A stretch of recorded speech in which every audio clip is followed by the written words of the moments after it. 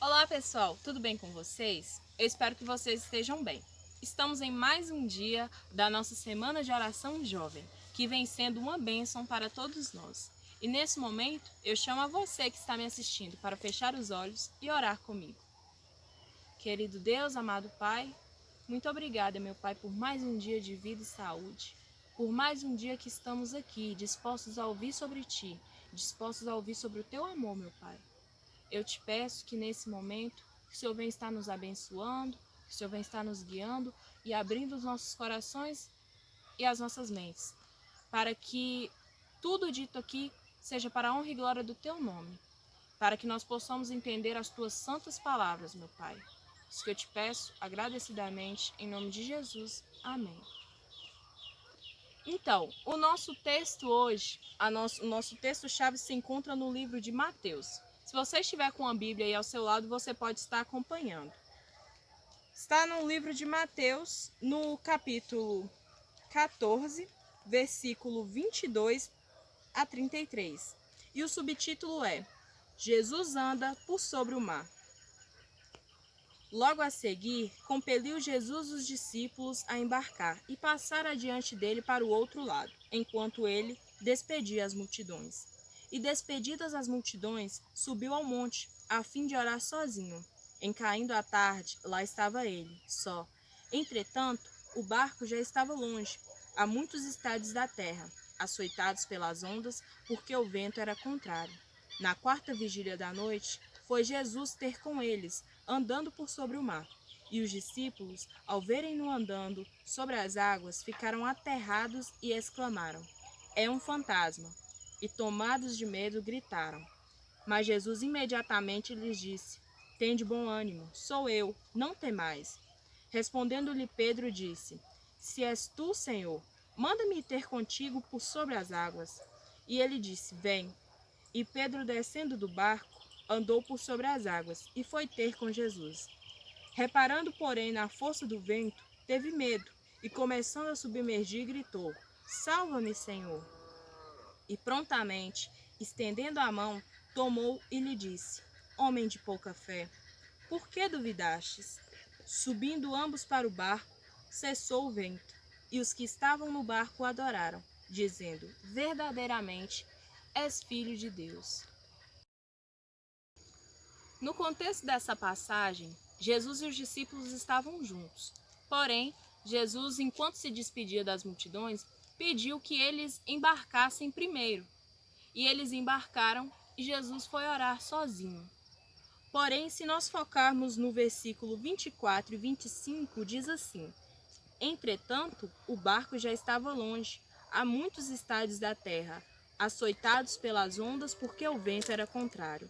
Na quarta vigília da noite, foi Jesus ter com eles, andando por sobre o mar. Então, os discípulos estavam na embarcação, porém o vento estava forte. O vento agitava as ondas, de maneira que levava o barco para cada vez mais longe da margem. Nisso, nós podemos ver que uma tempestade se aproximava daquele mar. Uma tempestade se aproximava daquela embarcação. E é sobre isso que nós vamos falar hoje. Tempestades. Para falar a verdade, nessa passagem nós podemos fazer uma comparação bem realista conosco, sendo a gente a embarcação, que assim como a que os discípulos estavam, não era muito resistente. E a vida seria as águas, o mar, às vezes calmo, tranquilo, às vezes cheio de ondas e turbulências. E é assim a nossa vida hoje em dia. Às vezes, nós nos questionamos do porquê que nossa vida é tão cheia de tempestade, por que que existe tantos problemas. Atualmente, por exemplo, nós estamos passando por uma grande crise no mundo todo. O mundo está parado por conta de uma doença. E às vezes a gente pergunta, por que isso? Isso é culpa de Deus?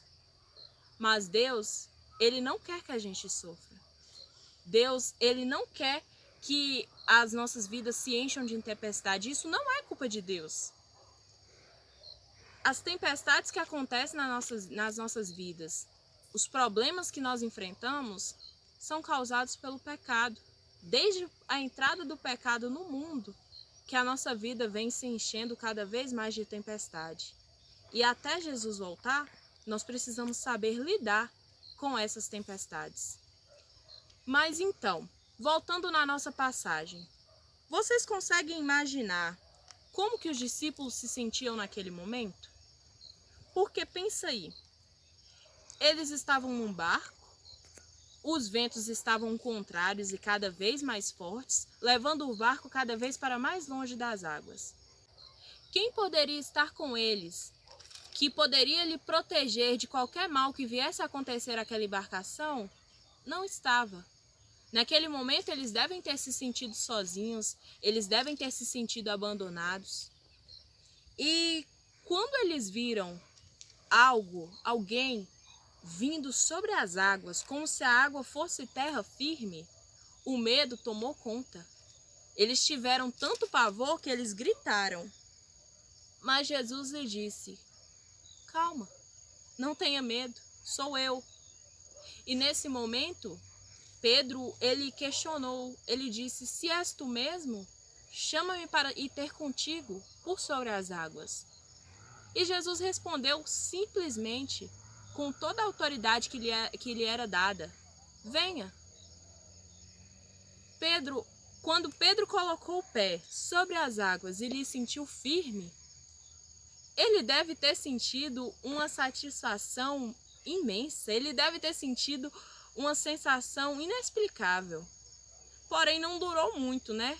Pois em instantes, Pedro começou a focar nas ondas, nos ventos e começou a afundar.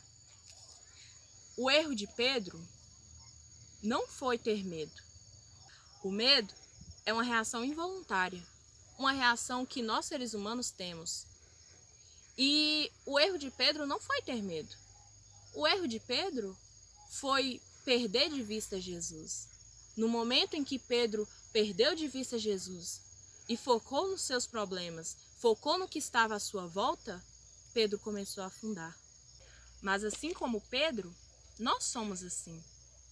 Nós nos dizemos cristãos, nós nos dizemos crentes, nós dizemos que nós cremos num Deus do impossível. Mas às vezes, quando os problemas aparecem, quando as tempestades vêm, nós olhamos para aquilo tudo, nós olhamos para os problemas e perdemos Jesus de vista. Quando isso acontece, quando nós perdemos Jesus de vista, quando nós focamos nas tempestades à nossa volta, nós até chegamos a questionar Deus, a perguntar: Senhor, por que isso está acontecendo? Senhor, o que eu fiz de errado? Por que as tempestades estão me atingindo? Senhor, eu faço tudo tão certinho, eu sou uma pessoa tão boa, por que isso está acontecendo comigo? Às vezes nós questionamos, nós nos sentimos o direito de questionar isso. E um versículo que se popularizou muito, eu acredito que o mundo todo conheça ou já viu esse versículo em algum momento da vida. Ele está no Salmo 23. E ele diz: o Senhor é meu pastor e nada me faltará. Ele se popularizou assim: o Senhor é meu pastor e nada me faltará. E eu acredito que essa tradução dele não se encaixa perfeitamente. No idioma original, que foi escrita essas palavras, a palavra nada e a palavra não, elas são escritas da mesma maneira e elas podem ser trocadas em diferentes formas. E eu acredito que a tradução correta desse versículo seria: o Senhor é meu pastor e não me faltará.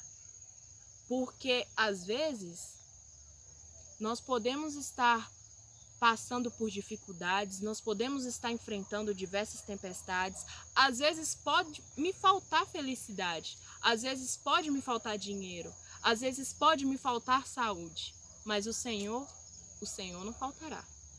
O Senhor não faltará de maneira nenhuma, porque essa é uma promessa que Ele nos fez, que Ele estaria conosco. Então, meus amigos que estão me assistindo, nesse momento, eu quero entregar o leme da minha embarcação nas mãos de Cristo. Eu quero entregar todas as minhas escolhas e as minhas decisões na mão de Cristo. Sabe por quê? Porque com Cristo, com o leme da minha embarcação, as tempestades elas não vão deixar de vir, elas vão continuar vindo. E as tempestades virão. O meu barco ele pode até balançar, mas ele não vai afundar. Te peço para fechar os olhos e orar comigo. Altíssimo Deus, eterno Pai, só o Senhor é digno de toda honra e toda glória, meu Deus.